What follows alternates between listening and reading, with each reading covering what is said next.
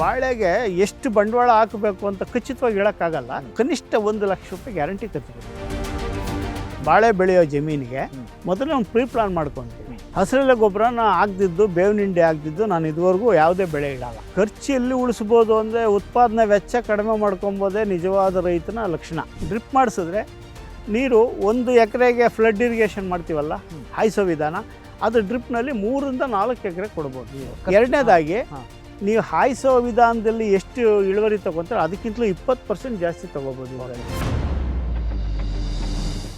ನಮಸ್ಕಾರ, welcome to freedom farming Kannada YouTube channel. ನಾನು ಚೈತ್ರ. ರೈತರೇ, ನಿಮಗೆ ಗೊತ್ತಾ, ಜಗತ್ತಿನ ಬಾಳೆ ಕೃಷಿಯಲ್ಲಿ ಭಾರತದ್ದೇ ದೊಡ್ಡ ಪಾಲು ಅಂತ ಹೇಳ್ಬೋದು. ಯಾಕಂತಂದ್ರೆ 19.37% ಬಾಳೆ ಕೃಷಿಯನ್ನ ನಮ್ಮ ಭಾರತದಲ್ಲೇ ಮಾಡಲಾಗ್ತಾ ಇದೆ. ಅದರಲ್ಲೂ ಕೂಡ ನಮ್ಮ ಭಾರತದಲ್ಲೇ ಬೆಳೆದಂತಹ ಬಾಳೆಗೆ ಸಿಕ್ಕಾಪಟ್ಟೆ ಡಿಮಾಂಡ್ ಇದೆ. ಇನ್ ಕೇಸ್ ನೀವು ಕೇವಲ 1 ಎಕರೆಯಲ್ಲಿ ನೀವು ಏಲಕ್ಕಿ ಬಾಳೆಯನ್ನ ಬೆಳೆದಿದ್ದೆ ಆದ್ರೆ ವರ್ಷಕ್ಕೆ 6 ಲಕ್ಷ ಆದಾಯವನ್ನ ಮಾಡಬಹುದು. ಹಾಗಾದ್ರೆ ಏಲಕ್ಕಿ ಬಾಳೆಯನ್ನ ಹೇಗೆ ಬೆಳೆಯೋದು, ಬಂಡವಾಳ ಎಷ್ಟು ಬೇಕಾಗುತ್ತೆ, ಸರ್ಕಾರದಿಂದ ಸಿಗುವಂತ ಸೌಲಭ್ಯಗಳು ಏನು, ಇವೆಲ್ಲದರ ಬಗ್ಗೆ ಮಾಹಿತಿ ಈ ವಿಡಿಯೋದಲ್ಲಿ ತಿಳಿಸ್ಕೊಡ್ತೀನಿ. ಸೊ ಬಾಳೆ ಕೃಷಿಯಲ್ಲಿ ಯಶಸ್ವಿಯಾಗಿರುವಂತಹ ಹಿರಿಯ ರೈತ ಶಿವಪ್ಪನವರು ಇವತ್ತು ನಿಮಗೆ ಸಾಕಷ್ಟು ಮಾಹಿತಿಯನ್ನ ತಿಳಿಸ್ಕೊಡ್ತಾರೆ. ಸೊ ಹಾಗಾಗಿ ಈ ವಿಡಿಯೋವನ್ನ ಮಿಸ್ ಮಾಡದೆ ಕೊನೆ ತನಕ ನೋಡಿ.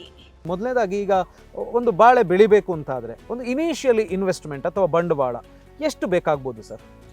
ನೀವು ಎಷ್ಟರಿಂದ ಸ್ಟಾರ್ಟ್ ಮಾಡಿದ್ರಿ ಸರ್? ಬಾಳೆಗೆ ಎಷ್ಟು ಬಂಡವಾಳ ಹಾಕಬೇಕು ಅಂತ ಖಚಿತವಾಗಿ ಹೇಳೋಕ್ಕಾಗಲ್ಲ. ಒಂದು ಅಂದಾಜು ಪ್ರಕಾರವಾಗಿ ಹೇಳ್ತೀನಿ. ನೀವು ಸ್ಟಾರ್ಟ್ ಮಾಡಿ ಕಾರಣ ಏನು ಅಂದರೆ, ಖಚಿತವಾಗಿ ಹೇಳೋಕ್ಕಾಗಲ್ಲ ಅಂದರೆ ಮ್ಯಾನ್ ಪವರ್ ಎಷ್ಟಿದೆ ನಿಮ್ಮಲ್ಲಿ ಸಂಪನ್ಮೂಲಗಳು ಎಷ್ಟಿದೆ, ಅದ್ರ ಮೇಲೆ ಆ ಖರ್ಚು ವೆಚ್ಚಗಳು ನಿಂತಿರ್ತವೆ.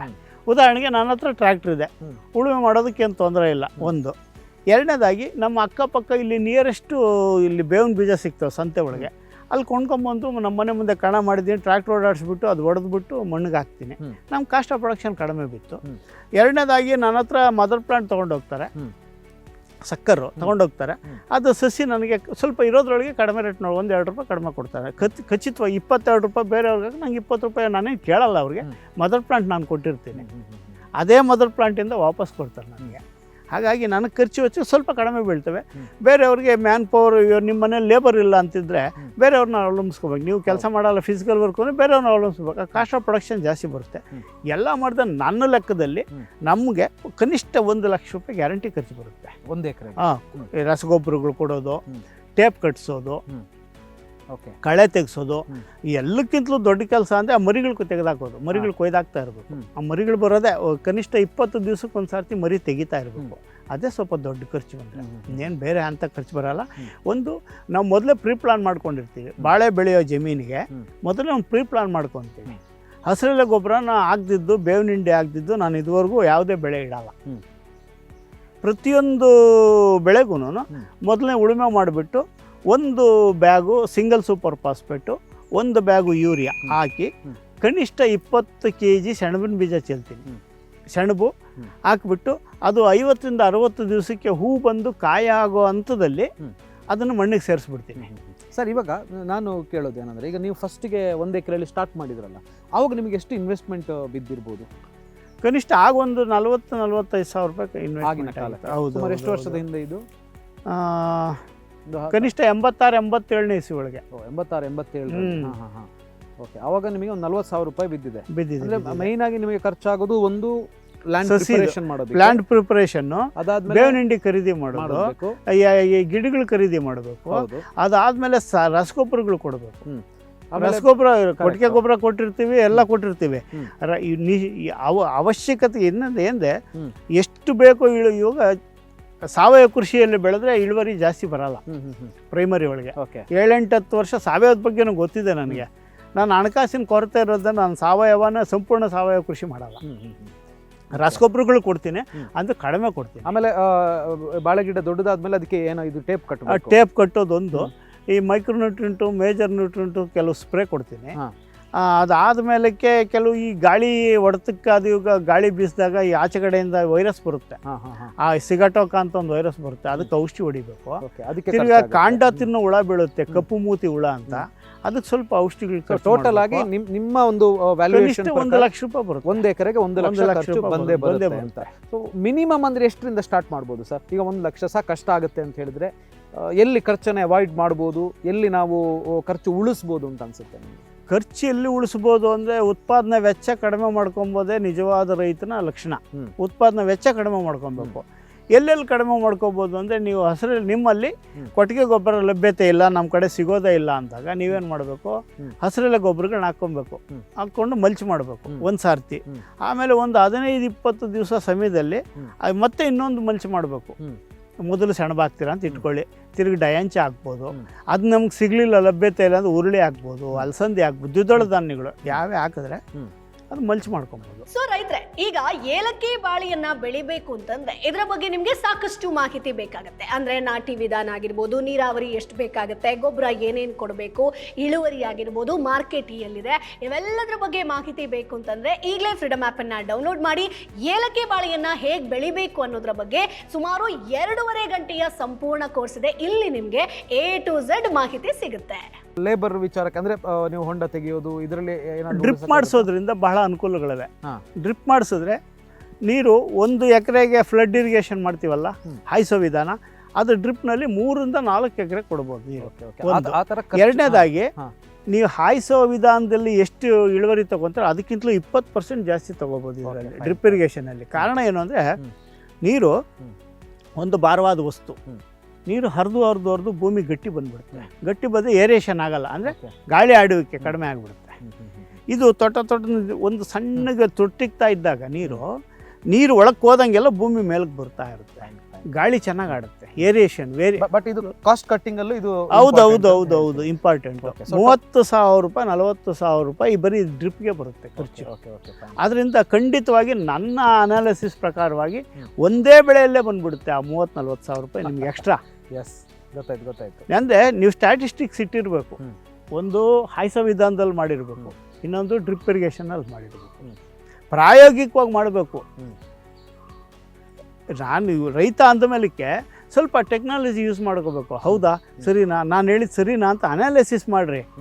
ನಾನು ಹೇಳಿದೆ ಅಂತ ಯಾರು ಮಾಡ್ಕೊಳಕ್ಕೆ ಕೈ ಸುಟ್ಕೊಂಬೇಡ್ರಿ, ಅನಾಲಿಸಿಸ್ ಮಾಡಿರಿ. ಇದು ನಿಮ್ಗೆ ಆತ್ಮ ಒಪ್ಪುತ್ತಾ ನೀವು ಮಾಡಿಲ್ಲ ಮಾಡಕ್ಕೆ ಹೋಗ್ಬೇಕು. Correct sir. ಈಗ 1 ಎಕರೆಗೆ 1 ಲಕ್ಷ ಅಂತೂ ಬೇಕೇ ಈಗ 1 ಲಕ್ಷ ಸ್ಟಾರ್ಟಿಂಗ್ ಅಲ್ಲಿ ಇನ್ವೆಸ್ಟ್ ಮಾಡಬೇಕು ಅಂತ ಹೇಳಿದಾಗ ತುಂಬಾ ಜನರ ಹತ್ರ ಅದಿರಲ್ಲ. ನಾನು 1 ಎಕರೆದ್ದೇ ಕೇಳ್ತೇನೆ. ಸೊ ಹೀಗಿರ್ಬೇಕಿದ್ರೆ ಅವಾಗ ಬ್ಯಾಂಕಿಂದ ಲೋನ್ ಪಡ್ಕೊಳ್ಳೋದಕ್ಕೆ ಏನಾದ್ರು ಅವಕಾಶ ಇದೆಯಾ ಸರ್? ಬಾಳೆ ಕೃಷಿ ಬೇಕಾದಷ್ಟಿದೆ ಸರ್, ಕೊಡ್ತಾರೆ, ಲೋನ್ ಕೊಡ್ತಾರೆ. ಓಕೆ, ಬಾಳೆ ಕೃಷಿಗೆ ಕೊಡ್ತಾರೆ, ಖಂಡಿತವಾಗಿ ಕೊಡ್ತಾರೆ. ಸರ್ಕಾರದಿಂದ ಏನೇನು ಸವಲತ್ತುಗಳಿದೆ ಸರ್ ಬಾಳೆ ಕೃಷಿ ಮಾಡೋದಿದ್ರೆ? ಸರ್ಕಾರದಿಂದ ಬೇಕಾದಷ್ಟು ಸವಲತ್ತುಗಳಿವೆ. ನಮ್ಮಲ್ಲಿ ಒಂದು ದತ್ತು ಗ್ರಾಮ ತಗೊಂಡ್ರು ಒಂದು ಸಾರ್ತಿ, ನಮ್ಮ ಯೂನಿವರ್ಸಿಟಿಯವರು ದತ್ತು ಗ್ರಾಮ ತಗೊಂಡು ಒಂದು 150-200 ಎಕರೆ ಬಾಳೆ ಹಾಕ್ಸಿದ್ರು.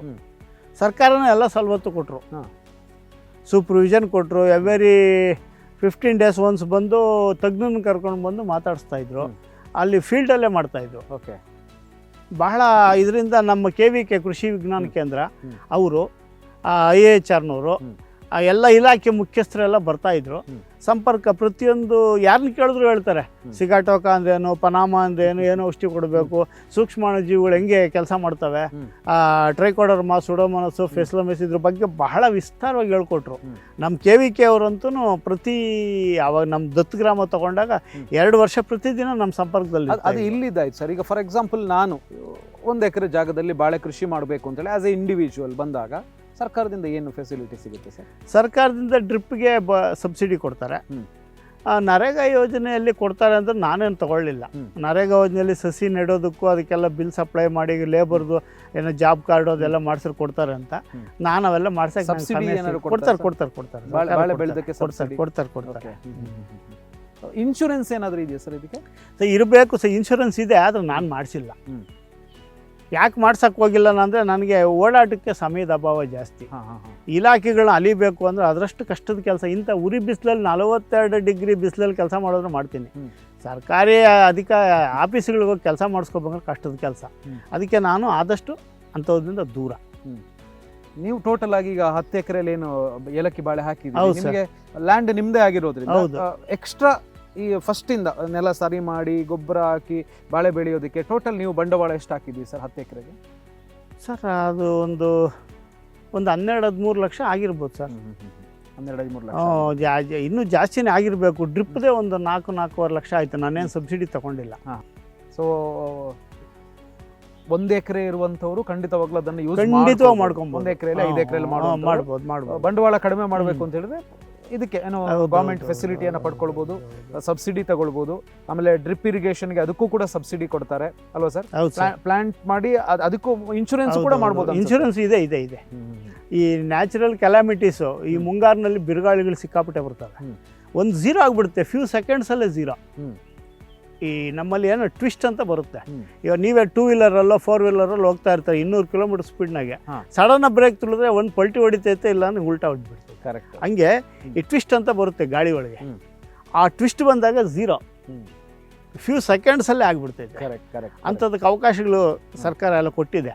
ಅದಕ್ಕೂ ಈಗ ರೆಮಿಡಿ ಇದೆ. ಟೇಪ್ ಕಟ್ತೀವಿ, ಪೂರ್ವ ಪಶ್ಚಿಮ ಉತ್ತರ ದಕ್ಷಿಣ 4 ಕಡೆಯಿಂದ ಬೈಂಡಿಂಗ್ ಹಾಕ್ತೀವಿ.